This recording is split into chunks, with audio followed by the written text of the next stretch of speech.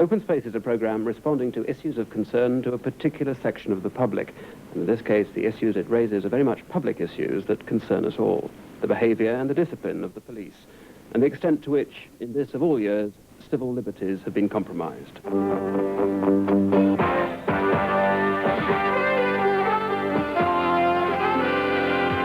There has been a very gradual erosion of a lot of basic civil liberties, almost without public comment. Much has been made of the violence that's supposed to have taken place at picket lines. I've seen nothing of the systematical violence that's been dished out by police officers to minors. I've seen nothing of the basic abuse of procedures that's been going on in police stations, magistrates' courts, and on picket lines themselves.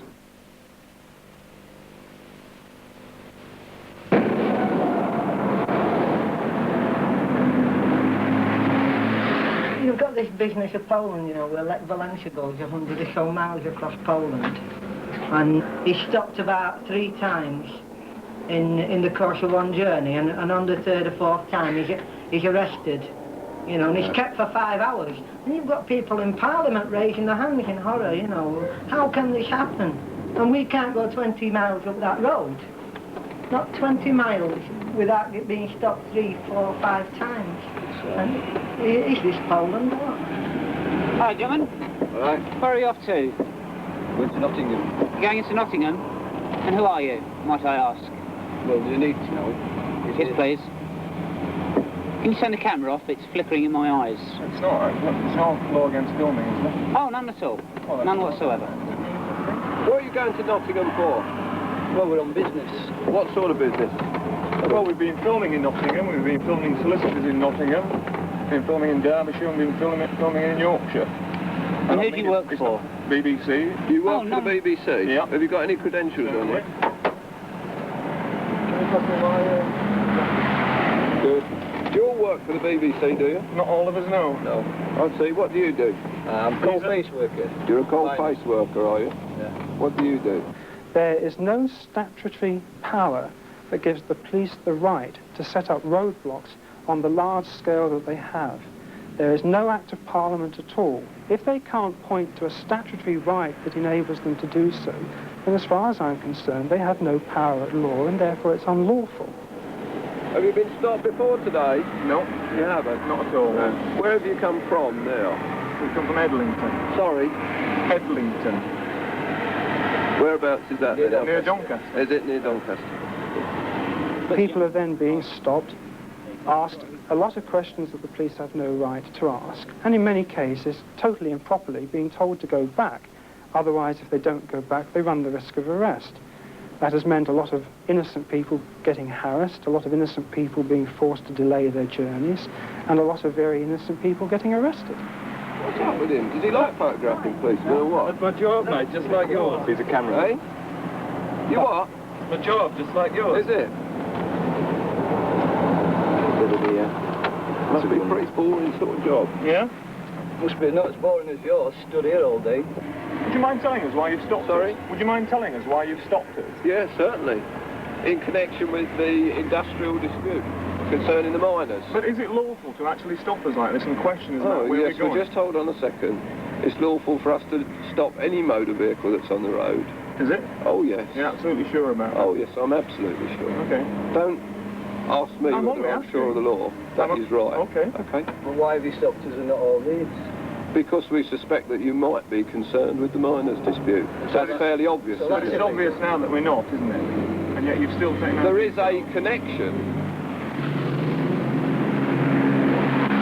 We'd just like to know who's going into Nottingham. Okay. Is there our instructions? It's all right, but you can understand... Oh, yeah, I appreciate your position.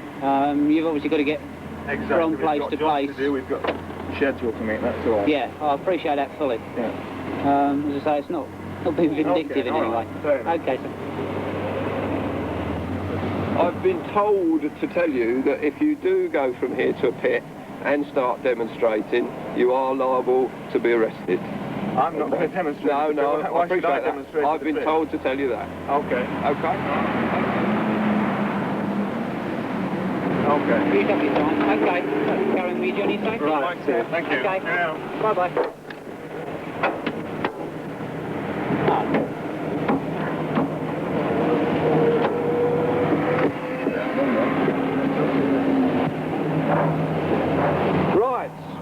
ask you to do now is different.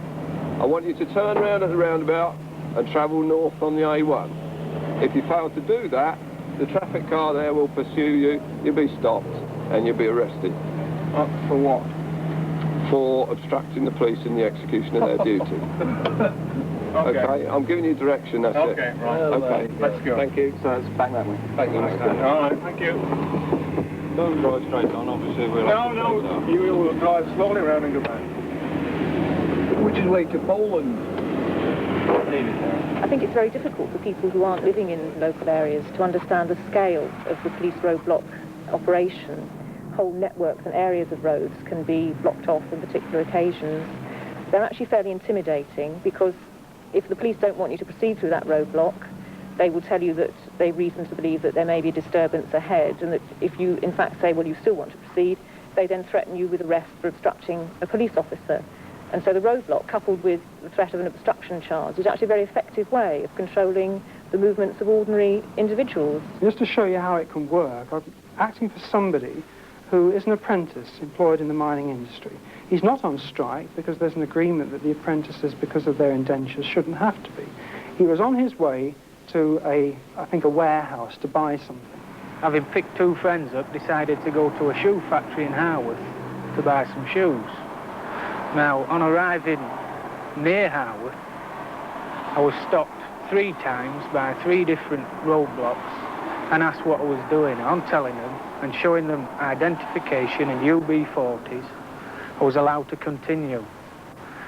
Got to the final roadblock, which is 150 yards from the factory and 250 yards from the pit.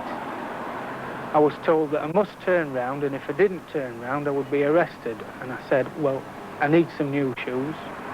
I've got to continue. Whereupon I was arrested and told that I would be charged with obstruction. So I went with him, but I told them that I've got an exam at 2 o'clock for my apprenticeship. They said, that doesn't matter. Don't worry about that anymore. I was taken to the police station, held for 9 hours, and then released without charges and an apology.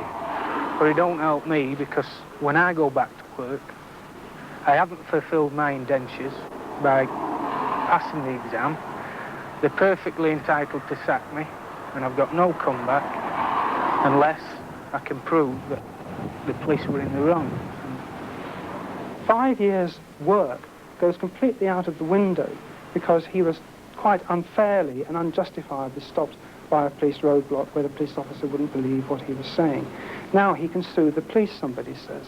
But what redress do you get in money for a career wasted because of this activity? Another very, very disturbing thing that has happened at roadblocks, I've seen it once myself, is that we have seen pickets' cars being damaged by police using their truncheons. We come to this roadblock. One of my mates got out to see what were what. Next thing we know, riot squad's on us. Smashed all my car in, dragged one of my mates out outside, handcuffed him and says to him, if you move you'll get this round your head. Dragged me out, trunging under the chin, says to me, if you'll move you'll get it. Meanwhile they smashed all my car in, front windscreen, back screen, side window, back door, wing and bonnet. Then they said, you've got to leave your car there, walk back to Yorkshire. So we're going up road, me and my other 2 mates. This gang of riot squad coming down towards us, laughing and joking. They said, when you come tomorrow, lads, put a better fight up.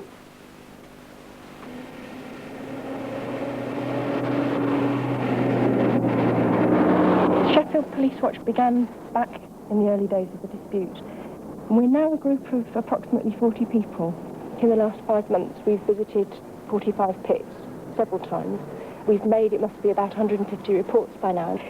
The image that we get on the television often of the violent miners barely held back by the police, who are just about managing to restrain them, is not what we see. In a routine sense, we see the police overwhelming the miners in numbers, and as I've said, opting to use tactics which raise the tension and which make violence likely. And I think another point about the way we observe is that we get to picket lines very, very early in the morning.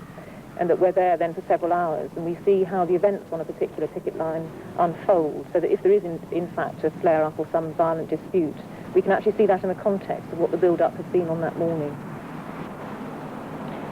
What happens depends entirely on what the police tactics are. They control the whole event. They stage manage the whole event. It's they who are in charge of what happens, and it's they who provoke what happens. One thing that constantly strikes me is the enormous sort of good nature and patience of the pickets, because they are subjected to enormous provocation and aggravation and insults, and they're extremely peaceable, and they put up with being pushed and shoved and told where to stand and so on. I mean, to an extent that actually surprises me. I mean, I doubt if I'd be as patient if I was in that situation.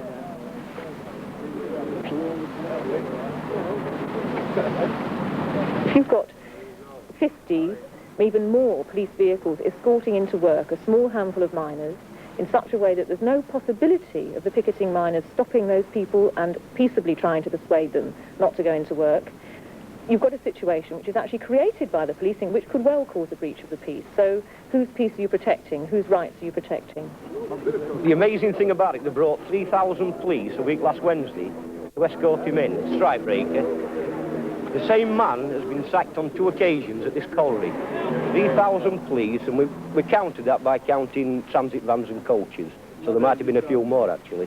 And there were about 15 or 17 arrested that day. After the picket had broke up, we were instructed by our full-time official to break the picket up. And we're walking back into this village and to this bus stop when the Mets charged us through these pit gates and jumped over this wall here and just literally attacked us.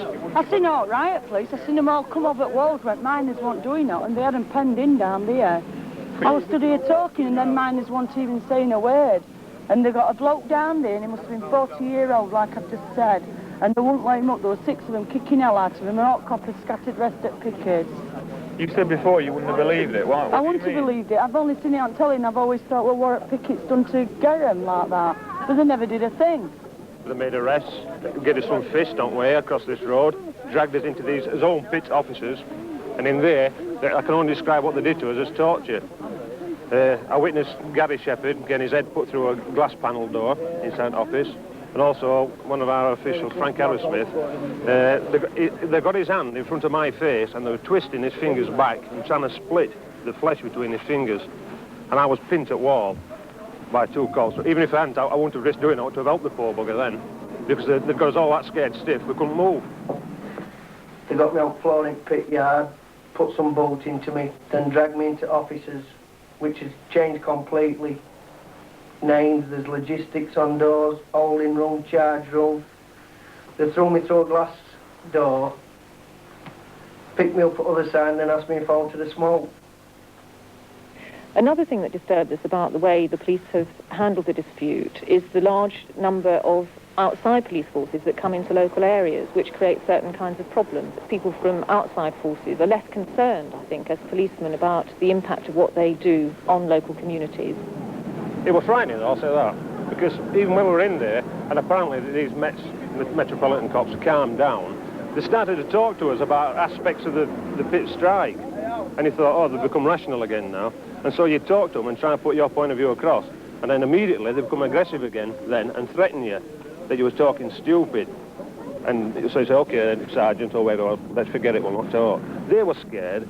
The South Yorkshire cops, they were scared of the Mets in there. They were taking orders from them. Constables were telling sergeants, local sergeants, what to do. The Association of Chief of Police Officers are insistent that the operation is simply an administrative operation, that they're not making command or strategy or logistic decisions about where police officers should be employed. Because if they were to admit that, they would have to admit that for the first time we've seen the emergence in this country of a national police force which breaks across the county constabulary boundaries. This country has always been notable, unlike some other continental countries, for the fact that it doesn't have a nationally directed police force. On a political level, the Home Secretary and presumably the Cabinet has taken control of a national police force. They're directed from the 13th floor of Scotland Yard, from the National Reporting Centre, which is run at the moment by the person who's the president of the Association Chief of Police Officers. Since the miners' strike, and probably before, they've planned to be a command structure for the police force on a national level. It's been developed undercover for the past 10, 15 years. It's never been debated publicly. No one's had a chance to comment on it or take any part in the discussion about the creation of that national police force. The other important part to recognise is that it's not just a national police force of ordinary police officers, it's actually riot-trained police officers who are being sent out to different parts of the country in police support units. They're all specially trained, they have similar equipment, and they are the ones who are actually being involved in the dispute. So it's not just a national police force, it's a national riot police force that's been created.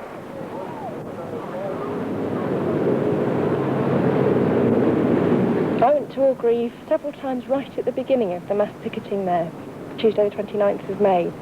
It was known that coke lorries would be coming in and out. I think we arrived just before 7 in the morning. Miners were gathering. It was a bright sunny day. It was very pleasant, really. And I think there wasn't a particularly clear idea of what people were going to do, but they were gathered and they were in fairly cheerful mood after the previous day's very successful massive demonstration.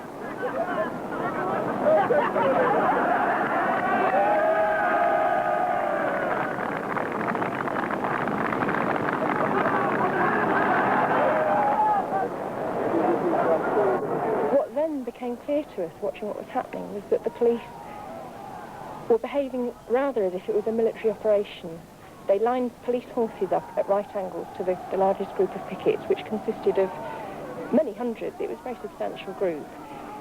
And shortly, with no prior warning and no justification that we could see, they rode the horses through the crowd. The effect of it was that people scattered, but when the police horses had gone, they gathered again. But there'd been an absolute transformation in the mood by then.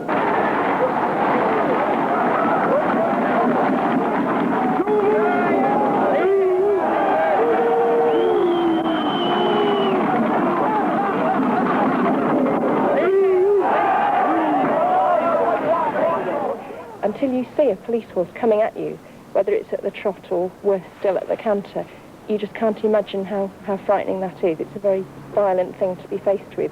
And obviously when you're in a large crowd, there isn't much room to escape. Even at Orgreave, where there are fields on either side of the road. We also saw, after these preliminary moves, if you like, that the crowd was hemmed in on all sides by policemen, by horses. And in the fields to one side, they had dogs as well. And leading down to those fields was a very steep bank, so it didn't take much imagination to realise that if the police forced you off the side of the road and down the bank, which would be quite painful in itself, you might then be met by a police dog. And I think that to stand in a large crowd for some hours, as people were doing, and to look around you and to realise that that was the layout and that was what might happen, is in itself a very intimidating and frightening experience. While I was there, I got tungsten myself across the chest as I was running away from being attacked by these mounted police and riot shield policemen and everything else. If they are policemen, I've got doubts. I think some of them might be soldiers myself. But having said that, I got as far as a bridge when the police attacked.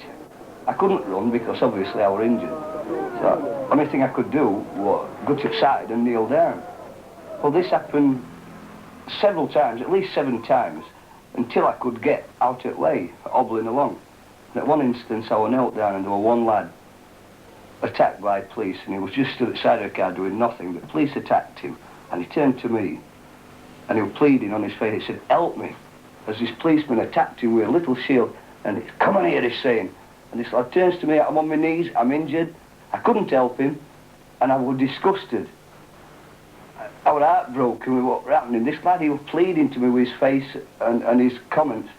And I seen this happen, and he, on his way as he's being dragged back, he said, "You've seen what's happened. You've seen what's happened, haven't you?" And I'm just nodding. I couldn't help him.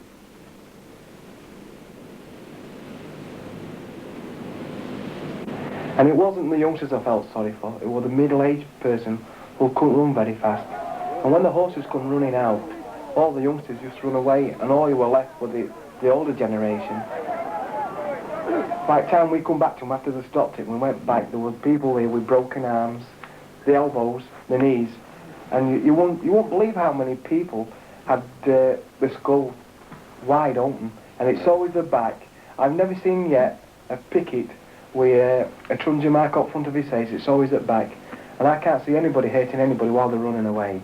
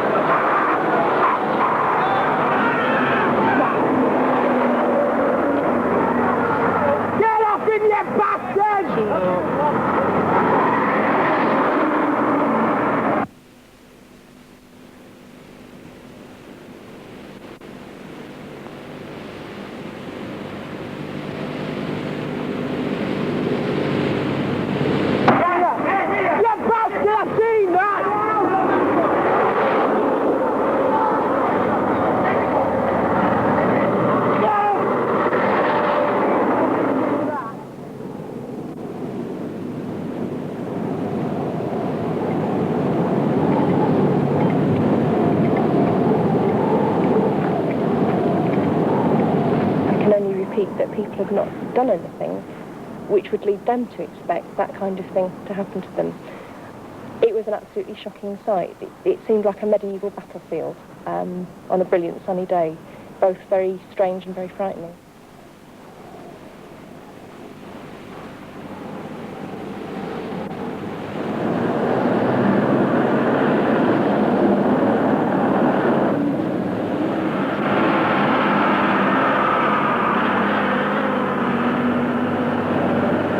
In the early hours of the 22nd of August, Wednesday morning, the police left the village of Armthorpe entirely empty.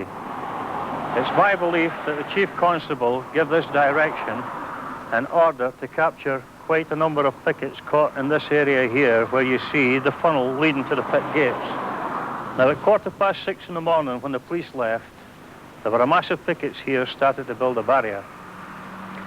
Now, in building the barrier, there were a bit of confusion, and I believe there was something caught alight, which caused the pickets to come to this side of the road. And by coming to this side of the road, I think the police constable lost out because he intended capturing a lot of pickets on that morning, and he failed to do so. The main road comes up here, and the village is in crescents, like that, and intersections down through this way to get to them. Miners' houses and all the crescents. The pit gates were like that, and I think the plan was to bring transit vans up here, 3 abreast, and to capture the men between the barrier, these houses and here, and capture a group of men in there. Somewhere in the region of 400 men in there, with this charge into the village. So it was a well-planned strategy by the police force. Failure, I might add, because of the consequences of the amount of men that were arrested, but those that were arrested were violently treated. I came out of my house, it'd be about 7:30, 8 o'clock in the morning, and I wonder what the commotion was. The police was all mounted up in the vehicles at the end of the street. The pickets, as soon as they saw it, they started running up the street to avoid them. Then the policemen got straight out with the riot shields and all the riot equipment, made a block line straight completely across the end of the street and just started walking up the street. Unbeknown to us, on the far side of the pit gates, they also started that manoeuvre to fetch pickets along this way. So then what happened, you had pickets running through gardens trying to avoid police. There was no violence from the pickets, they were just sheer fear. They just kept running away. What I saw was one young lad just running out. The next minute I looked, I could just see one riot squad policeman just stood in the kitchen. I did close the door and I did tell him not to come in here as I got the baby. He just looked at me. Walked back out. A few more came through. And I was so shocked and shaken. I did hear the back door or whatever, I thought, some glass breaking. I thought it was the back door. So I stood a little bit longer just wondering what had happened when more policemen came through. I heard a smash and I saw the young lady with the baby in her arms stood at the window. Obviously, you know, anybody looks through a window when they hear a commotion, so she stood there with her child in her arms, and then what happened? A load of bobbies come straight through, bashed open that door, run through it, no respect of the house whatsoever, and then I heard one of them shout, "Your effing husband will mend that, mate." That's what we saw. They came out and they stood they chased one lad and they chased him over the fence, the wall there, into Elsie's garden. They got him on the floor. They dragged him round here and then they dragged him up to one of the police vans down there. But I don't know how many came out. We lost count just watching them come out of the doorway. I then closed the door, looked out of this window to see 5 or 6 police officers on one young lad out there, hitting him. I then turned and looked to my right, and I saw, again, a lot of police officers onto one young boy. Well, I got a phone call at the dairy where I work, and he said, "I can't come to pick you up, Polly."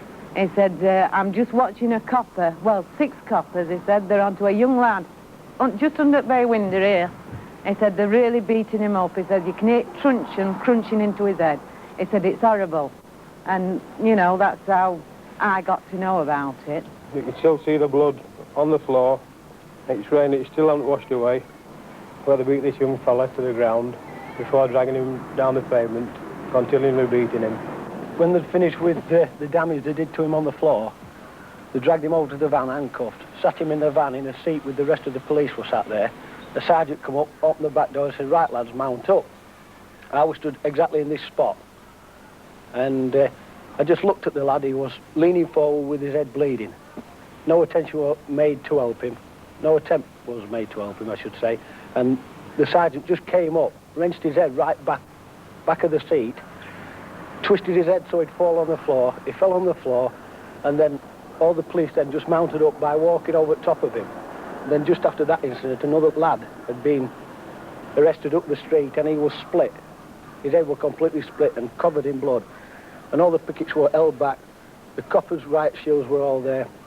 They'd made the line, and they marched the lad right up the centre of the street, bleeding, and I mean really bleeding, centre of that road, posing him off to them all, as if to say, that's what you'll get if you do it.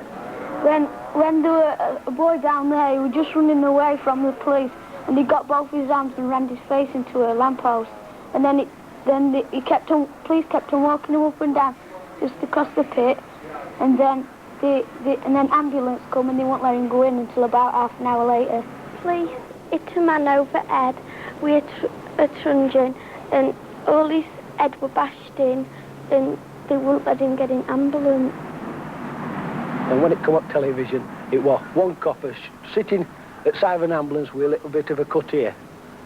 And that's all what was shown on television. There was 30 or more riot squad officers just stood outside the hedge.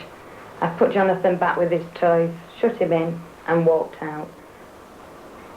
I didn't use any abuse or anything to them. I just simply asked them who was going to pay for the door and the damage that they'd done in my home. To this, to absolute horror, I couldn't believe it. All I got was the worst verbal abuse I've ever heard in my life. They swore, all of them, not just one of them. I mean, they were all just shouting and chanting to me to get back in the effing house. I was a bee, I was an old cow. I was just every name that they could think of. I was so shocked to hear this from police officers. My head went down. I came in the house, I shut the door. Then I began to fume. You wouldn't imagine it could happen You see, round it's here. in Northern Ireland that we've seen it, but not in your own village. This village was surrounded within, say, 5 minutes. We were cut off from anybody. See, on television it said Armthorpe was sealed off for 1 hour. And it was still Longest hour that I've ever It known. was all day. All It was day. from 7:30 while 3 o'clock in the afternoon. We didn't do any shopping for 2 days. We didn't go We to don't the go shop. to the shops, we don't let the children out to play. Kept asking why they couldn't go out. We'll get it right. It wasn't through pickets we didn't go out. It was Oh, it's because of the police, because they wouldn't let you go down the end of the street.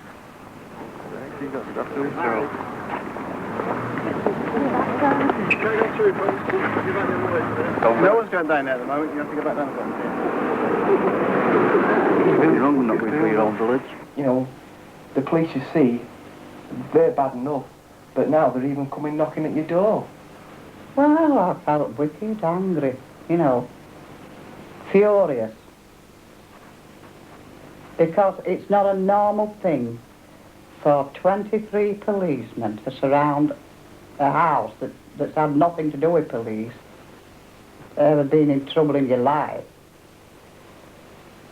Why couldn't they come in a normal way and knock on your door? Well, could we speak to Dennis? You'd invite him in, give him a cup of tea, you know. Then talk to Dennis, whatever they wanted to ask him. Dennis was 30 years old in November, and he could speak for himself. But no, they wanted to get in and do a lot more violence like they'd already done. I was in the Fitzwilliam Hotel and around 10:50, door banged wide open, and police officers burst into the room with the truncheons raised, started waving them about, and of course people that were in public house were getting caught round head and shoulders with them. So I sprang to my feet and I was petrified. I thought, what on earth's going on in here? And by this time, men were jumping over at bar out at ways. There were glasses being smashed on the floor. There were officers taking them out of their hands and throwing them on the floor. And immediately behind me, there were an exit door that led to the side of the public house, where more uniformed officers were coming in, truncheons raised. And they shouted, any bees in here that don't want any trouble, F off out and F off out now. And we just came out and I was crying, I was upset, I just wanted to come home. And I just thought how lucky I'd been, because, I mean, I were in the middle of all that. I could have easily got caught up in it, because it was just like pandemonium, it was havoc. Before this actually happened, I mean, this has always been a peaceful village. It's been picketed peacefully. And before it actually happened, I've heard pickets tell stories of police violence, and I've thought, yeah, well, what you doing, you know? And I've laughed at him. I've gone and apologised to the blokes on the gate now that have picketed all along. I've really thought it was their fault, and if they didn't cause trouble, police wouldn't cause trouble. But they come with intentions of inciting a riot. And so they can have a good hammer at whoever they grab, that's all they want. It's those fellas that drove into this village, and as they drove in, they were flagging pickets. That's the first day. They were putting 2 fingers up.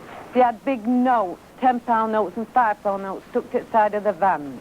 I mean, it raises feelings that the 6-month strike, people are, you know, they're getting to the end of the tether, and when fellas like that come in, and up to now, after seeing all this and seeing what the police have done and way they've talked to women and young kids that have nothing to do with anything, way they've really swore at them, really foul language, just for standing outside at the street and told them to get back into the effing house and everything. It just changed the opinion completely at strike. I just couldn't believe it. It's not England, not when this goes off, it's just completely not.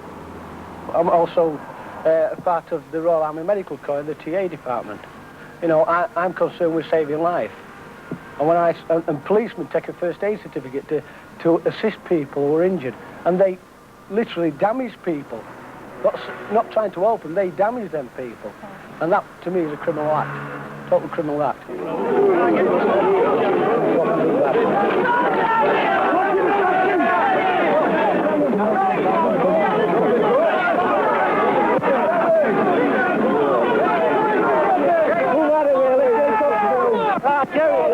When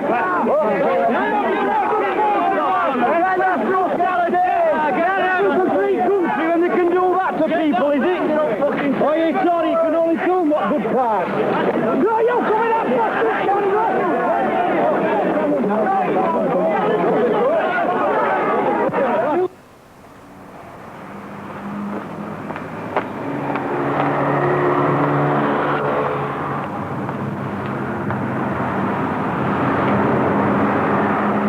It's not a crime to picket at all.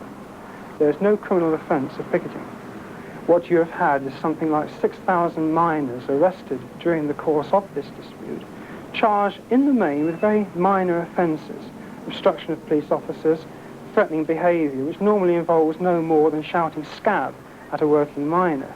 And they're then appearing in court, and because of very stringent bail conditions that are being imposed, these men are being prevented, because of the fear of arrest, from taking any part whatsoever in picketing activities again. They have two choices. Either they picket and get arrested, or they don't picket. I've been arrested 4 times, and I've been charged with various different things.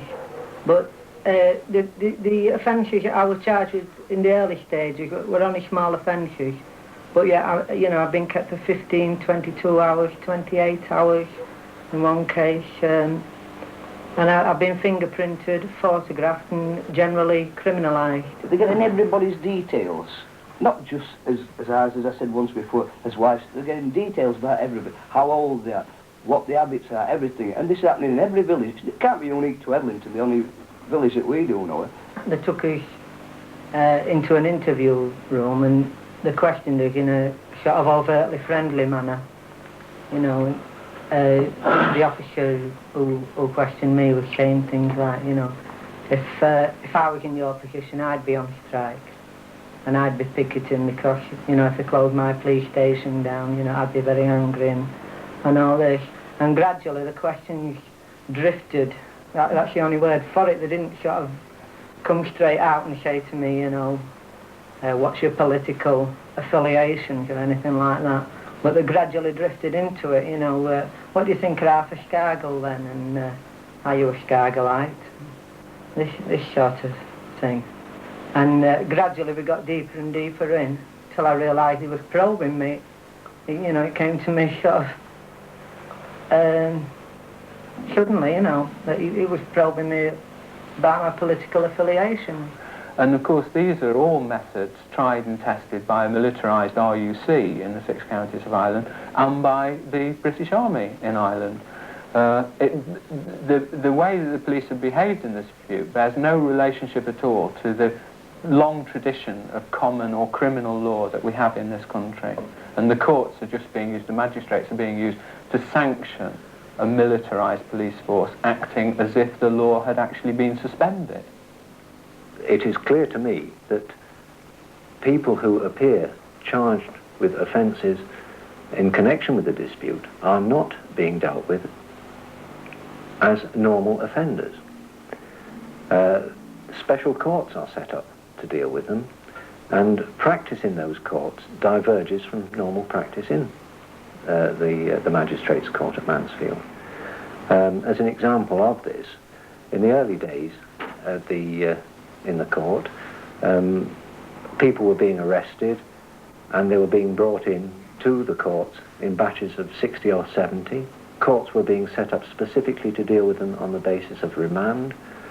They were being held at unusual hours, late in the afternoon, early in the evening, or even late in the evening. And being in the court, honestly, it's ridiculous. There were big long benches, and there were 13 of us at front, and about 13 of us at back. And every time your name got shouted, you had to stand up and sit down, and honestly, it's a farce. Mass trial. It's a farce. I expect high standards from my court, and I have seen people dealt with in that court purely as a means of expediency. One prisoner in the court some months ago did raise the voice of protest, where he objected not to what the court was doing to him, but the manner in which it was being done. The words he used were, why should I be subjected to supermarket justice? And this is exactly what the justice is in those courts. It is supermarket justice. They read the charges out, and there were charges on there that had not even entered the minds. They didn't even know about it, just took them by total surprise. They didn't know what to say about it with these charges they were throwing. They'd been charged with one. They were going to court for, say, breach of peace, and then when they got in court, they'd got breach of peace, obstruction, threatening behaviour. And it's, you know, lads who've been arrested, like, they were just totally surprised. They didn't know what were going off. They didn't know what they were in court for. In the last few weeks in the South Yorkshire area, we've experienced additional charges being added. For instance, the charge of watching and besetting under the Antique Conspiracy and Protection of Property Act. And also charges such as affray being made more serious by the addition of charges of riot. Now, the effect of this is to make the courts much more stringent on bail. And what they do with conditions of bail, they're a little bit of slip of paper, and they staple it onto a sheet. So obviously these are prepared beforehand because they're all printed out, they're all typed right out, and they print them on. So they're not actually using these conditions of bail as what they're supposed to be used for. They're using them as a punishment. And it's wrong. They shouldn't be used as a punishment. Well, merely because a man is a minor, merely because he's been arrested during the dispute, he is bailed on a condition by the court that he mustn't take any form of industrial action other than at his own pit. It's quite a blatant interference with people's rights, and in fact it's completely, in my view, in contradiction of what the Bail Act provided in 1976. And in that sense, it's both unlawful and a gross intrusion on people's basic liberties, because they're people who are not yet convicted of a crime.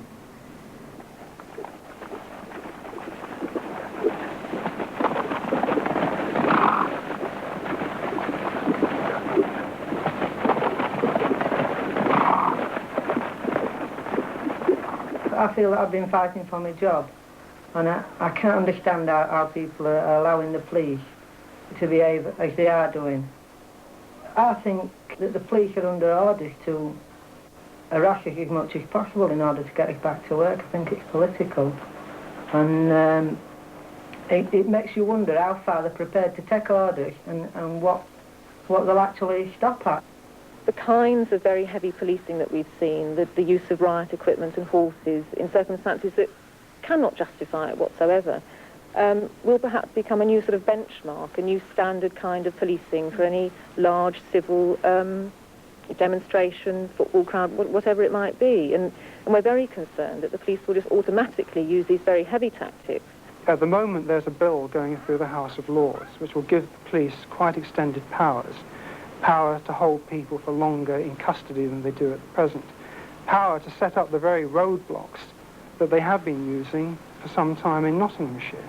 Now, those powers are being subjected to very detailed analysis in Parliament, whereas you've had for the last 6 months the Chief Constable in Nottinghamshire taking upon himself powers that have not been subjected to that public debate. Also, you've had, during the policing of this dispute, a quite conscious change, in my view, in public attitudes to the police. Not just people who are involved in the dispute, but people who've been seeing what's been going on the picket line, what's been happening in pit villages. You take a village like Edlington, 20,000 people, it'll be policed by 2 ordinary coppers and a sergeant. And it's policing a consented people. They won't probably get that again in my lifetime in this village. My kids will never, ever have any respect for them again. They've seen me come home here where I've been injured at Orgreave. They've seen me arrested 4 times. They've been to prison to see me. They've cracked up in prison crying. And just for the sake of fighting for your job. My little lass the other day, my youngest one, down the road, we were hassled by the police, and they abused my wife, foul language and everything. And the little girl was screaming. And they just laughed at her. Just laughed at her. You see grown men reduced to how is she going to... What sort of attitude is she going to have to the police when she grows up? This to me is policing at future. That's on that wall. Put that camera on that wall, because that's a policing at future. That's Chile. Everybody would have said that was Chile, Northern Ireland, El Salvador, but that's Britain, that's Yorkshire. And that's policing at future. The other worry I have is that this has all been planned, because if the police are asking for all these powers through Parliament and have been using them and trying them out before the dispute, You wonder whether they, in fact, don't want a different type of police force in the future. Whether we are now on the beginning of a very slippery path to the complete erosion of our civil liberties in a country that prides itself on its democratic procedures is something I very much worry about.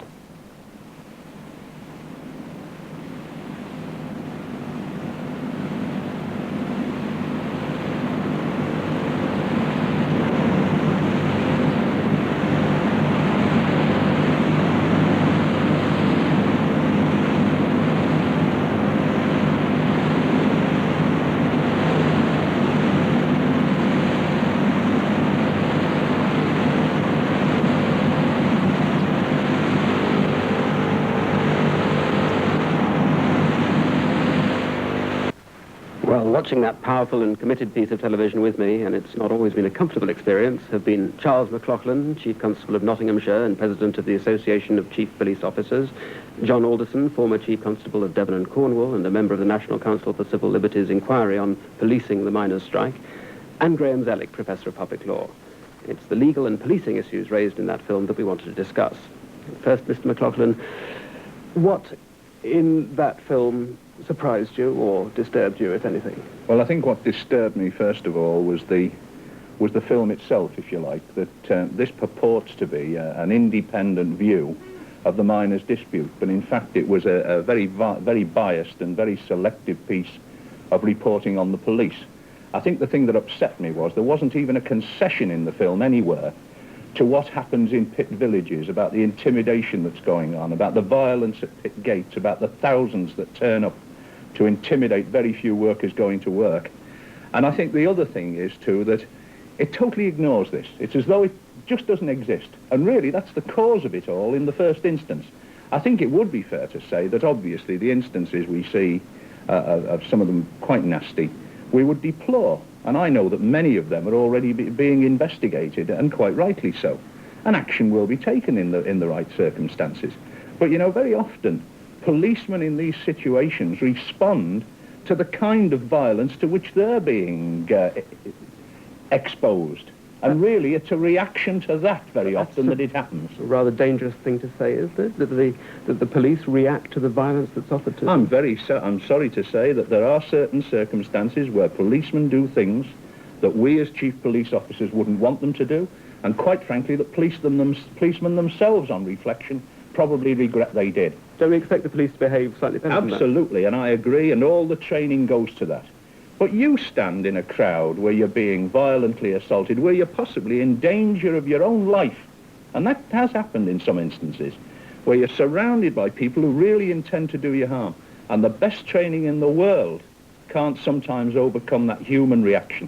Now, the great thing about it is, and I think it is the great thing about it, is that what we've seen there is a number of instances. This has been going on for 8 months. 8 months. And there have been violent confrontations, often a number every day, and they've gone on for some months. We've isolated some incidents there about which I think some of them we must be concerned. You were shocked when that man was punched in the face? Well, the one where the two officers tried to hit him in the face, and I'm sure that will be, if that hasn't already been reported, I'm sure something will be done about that. But you know, when you think in 8 months, if that is what is produced, and you know, and your viewers know, they've seen it, what's been going on the picket lines, if that is what we can produce in that time, I think it's a cause for concern in those instances. But you know, there's no other police force in the world, I don't think, could react as reasonably to what they've undergone in the past 8 months as the British Police Service. I believe that filming was done over a period of 5 days in collaboration with Sheffield Police Watch. Oh, yes, well, it could well be, but I think some of it possibly was at other times, because they've been watching us, Sheffield Police Watch, watching us, never looking at the strikers, never looking at the pickets, for quite a long time. And that's what saddens me. Right. Because they look at our reaction to a very difficult and dangerous situation. Okay. The film begins with a roadblock, so let's begin our analysis of the legal issues there. Graham Zellick, those policemen seemed a bit confused. They didn't know whether to turn the people back or not. What is the law? Were they right to turn those people back? Certainly the policeman was right when he said he had the power to stop any motor vehicle, and every motorist is under an obligation to comply with a request by an officer in uniform to stop, or giving him a direction as to where to go. That's usually because they want to check the state of the tyres or something like that. Exactly, or some general traffic regulation. So the next question is, what powers do the police have actually to control the destinations to which people are going for a purpose such as this? And the answer would seem to be that the only power that one could identify would be the general power that the police have, indeed it's a duty as well as a power, to maintain public order. And thus they are entitled to take steps to avert an imminent breach of the peace. How do they know an imminent breach of the peace is going to happen? That's a question that may need to be assessed after the event by a court if anybody impugns the decision. The question is, the further you are away, both geographically and in terms of time from the possible incident, the more remote you are in every sense, the more difficult it is for the police to substantiate their claim to such a power. John Alderson, what do you think about this roadblocks business?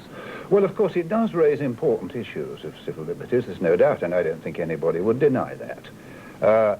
For example, it's part of the age-old struggle between order and liberty. On the one hand, we all want to see order maintained.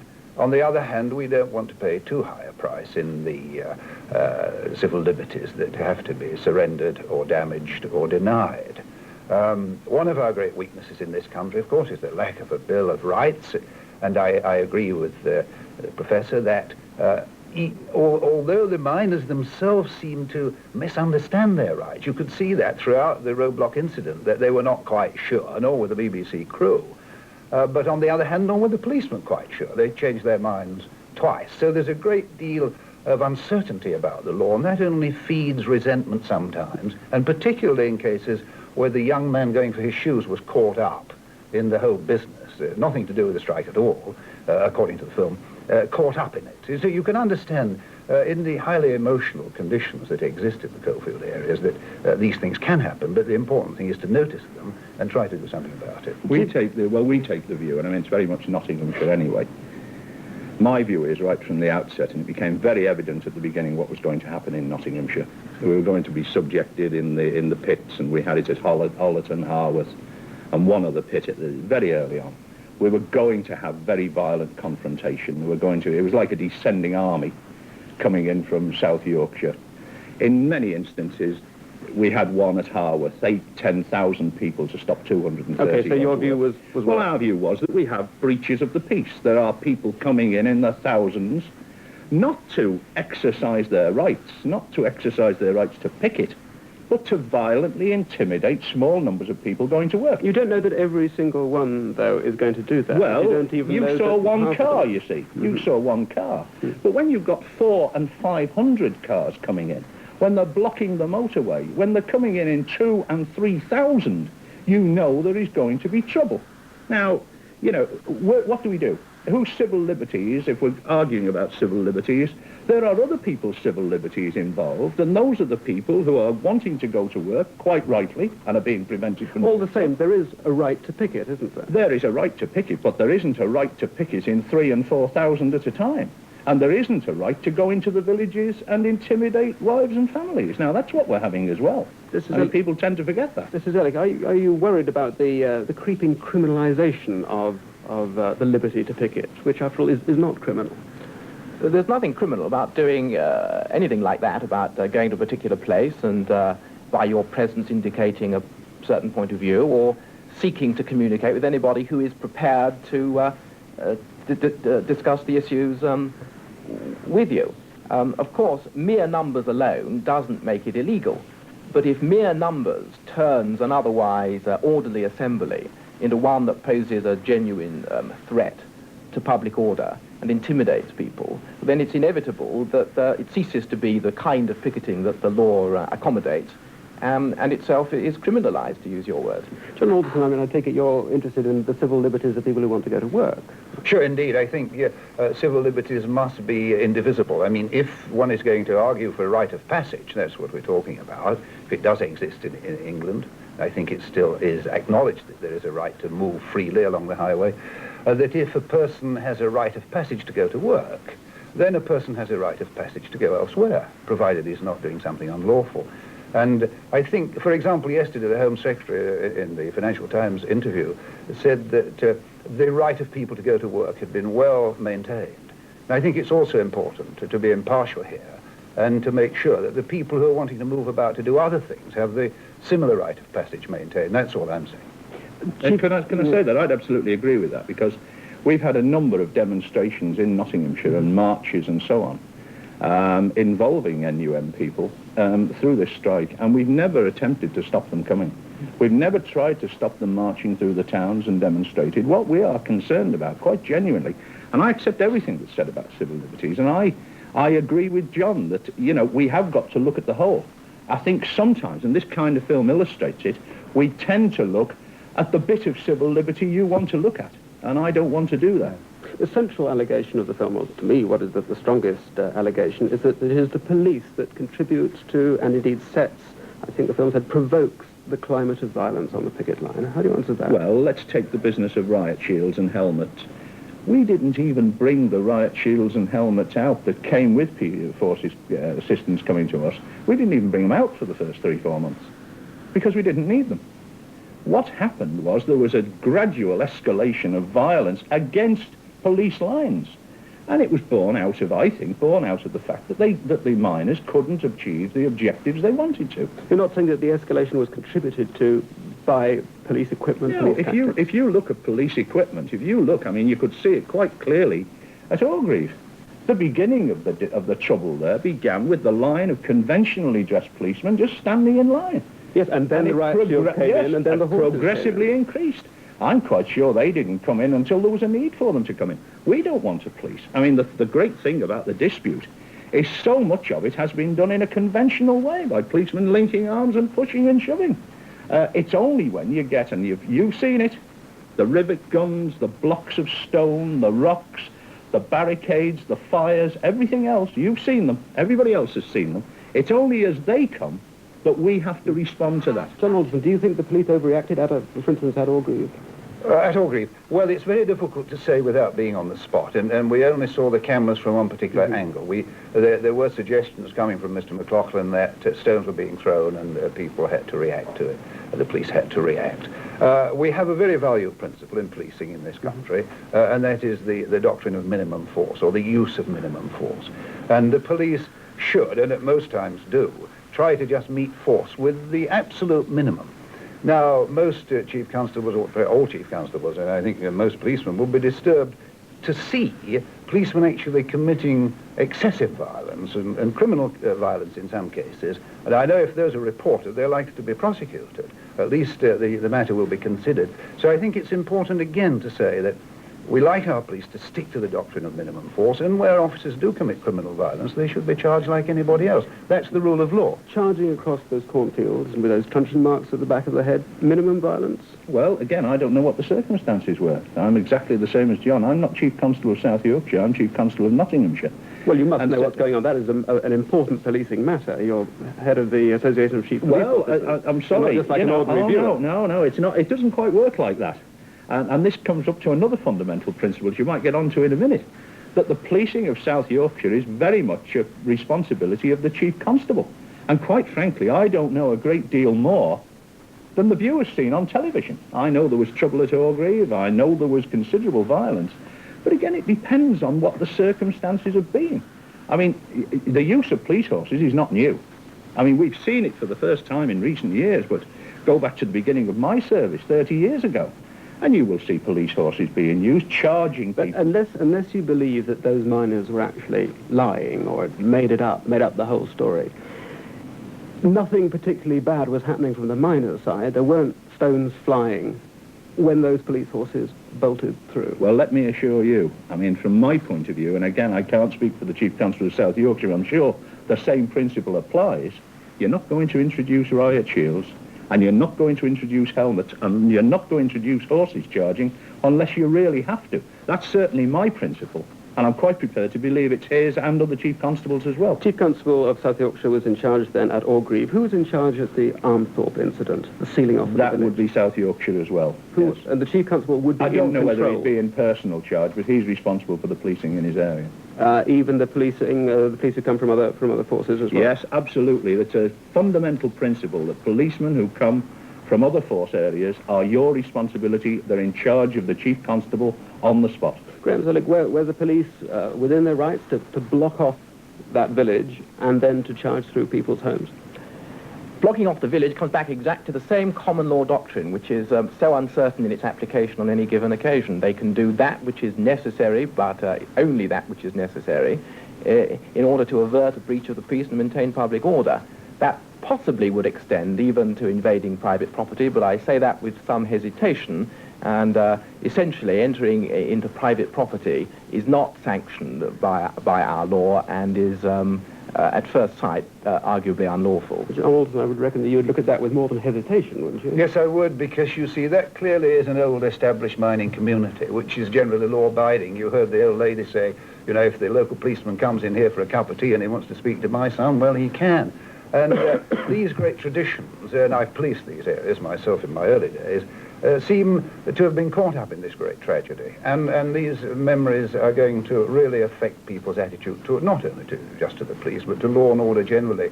And I think the sooner some kind of village consultation could be set up, like the Grimethorpe meeting the other day in South Yorkshire, which I thought was very good, where the police actually go and say, look, we're terribly sorry that some excesses took place, we'll do our best to put it right. I think the sooner people get into dialogue, the better, rather than attitudes continue to harden and harden. That matters a lot, though, Chief Constable, on justice being seen to be done. What redress are those people in Armthorpe going to get? I mean, the police are arresting people for shouting scab. What happens to the policeman who calls someone an effing cow? Well, I've no doubt action will be taken against him if the complaint is made. You see, that one you mentioned where the officer appeared to hit somebody in the face or tried to hit somebody in the face. In fact, I contacted the Deputy Chief Constable of the force, which I think is concerned, and suggested that he might want to watch that film this evening and might consider taking action. What action could he take? Well, first of all, he'll set up an inquiry, he'll set it up and deal with it, I would imagine, as an investigation, even though he hasn't had a formal Section 49 complaint. Within the police, right. And what might happen to him if he's found guilty? Well, he certainly could be disciplined, and he could, at the ultimate, be dismissed from the service. What might that discipline be, though? Well, I don't know what it will be. Well, no, it's very difficult to tell. It depends on how the circumstances come out. But, you know, it is something we're concerned about, and I don't know whether the people who made the film, in fact, let the force know, but I was concerned enough to let the force know, because I think it's important that action is taken if the circumstances are appropriate. I don't particularly want to I'd rather do that than try and make a big issue on film of it. I'd rather do something about it. The point is that if I punched Mr. Zoellick on the face, I'd get more than a reprimand, wouldn't I? I mean, I would be guilty of assault. I think if you look at police officers, I think one of the great difficulties in convicting police officers is not that the police want to take action. I can remember instances in my force where officers have been taken before the court, and very often it's very, very difficult to convict a police officer. It is very difficult. Mr. Alderson, are you content with this sort of system of discipline? Well, of course, there has been great controversy about criminal charges and the police and so forth, and police doing their own investigations. And I believe the Home Office, and I've no doubt many Chief Constables agree with this, are considering setting up a machinery whereby there will be more independence of investigation. I would certainly think that will be a good thing for the police, and I would support that. But do you think it's enough that this policeman, it's a pity that we have to major on this particular policeman, this particular incident, do you think it's enough that there should be an internal police inquiry and that he should possibly be reprimanded or even possibly dismissed? He might be prosecuted. Well, you see, I mean, that's right. I mean, if he gratuitously assaulted that man, which he appeared to do, but one can't judge the issues in advance, it would appear to be prima facie, anyway, a criminal assault on a person. And that, if the rule of law applies to an assault on a policeman, then it equally applies the other way. I mean, the rule of law doesn't discriminate between policemen and non-policemen. And rightly so. And rightly so. Chief Constable, when those special units go home, when the squads go back to Norfolk, back to London and whatever, how are you going to pick up the pieces? Are local coppers worried about what they're going to face when this thing is over? Well, let me be absolutely clear again, and I'm not just President of ACPO, I'm Chief Constable in Nottinghamshire. We have an entirely different situation in Nottinghamshire. You see, the greater part of miners in Nottinghamshire are working, and our job has been to protect them and ensure that they can go about their business as far as possible in peace.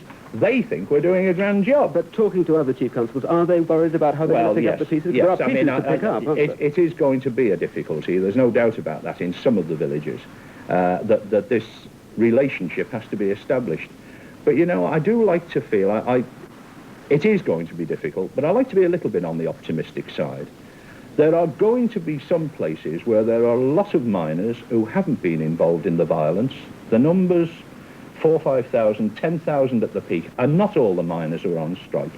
And I think amongst the miners themselves there are going to be a lot who really never did want to see it go the way it's gone, with violent intimidation, with large numbers at the pit gates in their own areas and other areas. And I like to feel, you know, that they will help to settle the thing back into some decent routine. I'd like to ask a final question of all of you, Professor Zellick first perhaps. Civil liberties are 1 inch by inch, but lost by the yard. Do you think in 1984, as a result of this dispute and the policing that we've had, that civil liberties have been seriously damaged or damaged at all? Well, you might say they might emerge from it strengthened, because to some degree a measure of restraint has been shown in this that I think Chief Constable mentioned earlier might not have been the case in many other parts of the world. To have withstood these kinds of activities, to have faced this problem, wherever the fault may lie, over 8 months and still with no end in sight, with no hint of the military, with no water cannon, with none of the paraphernalia and apparatus that characterises disorders on this scale elsewhere. But with miners saying some quite strong stuff, as we saw in that. Yes, and I'd be surprised, and I'm sure you would be, if there weren't those accusations, and if this kind of thing on this scale could have come off without those accusations and without those casualties. I don't say it's a good thing, and I'm sure that these memories will last for a very long time. But as the